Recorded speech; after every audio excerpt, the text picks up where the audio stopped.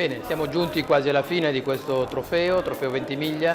Quest'anno siamo alla 10ª edizione di questo prestigioso concorso, che tra l'altro coincide col 50° anniversario della fondazione del nostro istituto. È stato un piacere avere diverse scuole da tutta l'Italia, dalla Sicilia al Veneto, alla Lombardia e quant'altro. I ragazzi hanno espresso il meglio delle loro competenze, della loro professionalità. Anche quest'anno si sono esibiti nella preparazione di un cocktail originale, di un cocktail classico e oggi poi nella preparazione di un piatto alla lampada. I ragazzi hanno presentato piatti davvero uno migliore dell'altro, uno più bello dell'altro, originali, particolari. Si sono esibiti nella degustazione, quindi anche nell'abbinamento del vino, e devo dire che il livello raggiunto è stato veramente molto ma molto elevato. Sarà difficilissimo per la giuria scegliere chi sarà il vincitore di quest'anno. Come sempre, come in tutte le competizioni, in tutte le gare ci sarà un vincitore, ma credo che tutti i partecipanti possono sentirsi tranquillamente vincitori, perché tutti hanno dimostrato la loro grande capacità e la loro grande professionalità.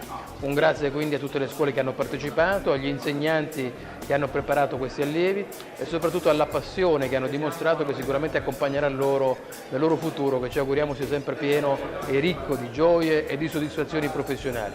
Non ci resta che augurarvi un buon rientro a casa quando tornerete nelle vostre scuole e magari un arrivederci l'anno prossimo per la 11ª edizione del nostro concorso. Quest'anno, voglio ricordare, avremo anche un premio speciale, un premio offerto dalla Presidenza della Repubblica, quindi abbiamo avuto il patrocinio del Presidente Napolitano per il nostro concorso e questo ovviamente ci rende ancora più orgogliosi e ancora più soddisfatti del lavoro che abbiamo fatto. Quindi un grazie davvero a tutte le scuole che hanno voluto essere presenti qua con noi da Lassio per il 10° anniversario, per il 10° trofeo del trofeo Claudio Ventimiglia. Grazie.